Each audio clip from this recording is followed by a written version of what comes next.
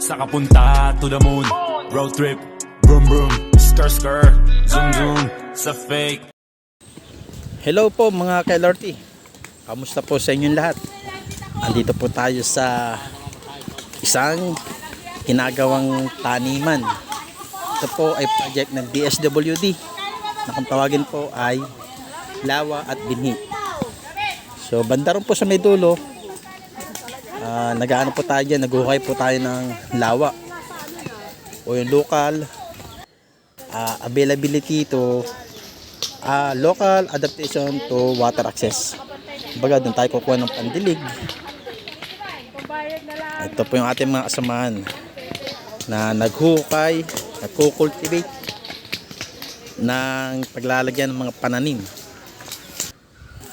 So ayan, no, talagang tulong-tulong lang po para makaraos sa mga gawain sa bawat araw.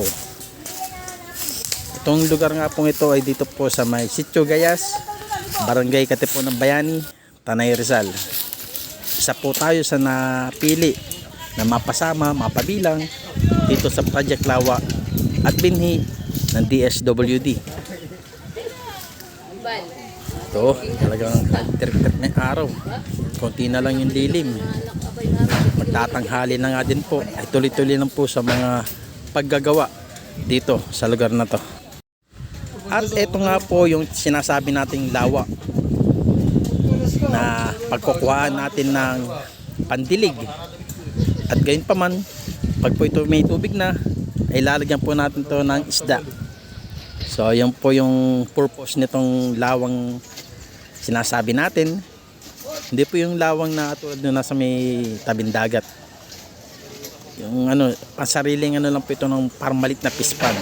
Pero lawa nga po yung sinasabi ni DSWD dahil nga po sa local adaptation to water access. Lawa. Yan, ito yung mga binhi. Dito naman yung binhi sinasabi. Kung saan, magtatanim tayo ng mga iba't ibang uri ng mga gulay na ipinunla ng binhi. Tulad ng talong, okra, pechay. At ito po yung kasama natin si Mr. Net Marulay. Yan, siya po pinaka-master dyan sa paggagawa at pag-finishing ng kama o yung pagtataniman. Yan, no, talagang napakalupit. At kasama din po natin ang ating Pangulo ng Binlawa. Siya nga po pala, Binlawa po yung pangalan ng aming grupo dito. Ayan po si Ma'am Malu Mina. Binlawa, parang binaligtad lang po yung lawa at binhi. At pinaiksi lang. At ito po sila ate na patuloy nga po sa pagbubungkal, sa pagpipino ng mga lupa sa kama para mas maganda yung pagtatanim natin dito. Lalatagan natin ito ng mga plastic cover ng kulay itim para hindi masyadong bubuan ng damo. Makapapansin nyo po talagang yung iba pong lupa ay matigas, kaya kailangang tibagin ng kutsilyo, itak, bareta. Ayan si ate, oh, matigas po talagang natingga po itong lupang ito eh.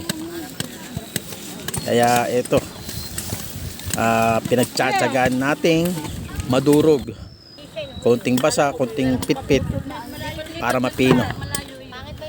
Kami nga po pala dito ay 46 na asapi ng Binlawa na project ng DSWD.